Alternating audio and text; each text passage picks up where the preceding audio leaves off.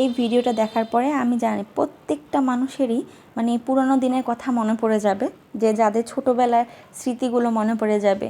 হ্যাঁ, মানে আমি যখন ছোট ছিলাম তখন হচ্ছে যখন এরকম নাচের দলগুলো আসতো, তো আমরা যদি একবার না মানে যদি একবার কি দুইবার কি মানে বারবারও দেখতাম, তারপর মনে হতো কি মানে নতুনই লাগতো। তো আমরা হচ্ছে এই দলগুলোর পেছনে পেছনে দৌড়াতাম দেখার জন্য।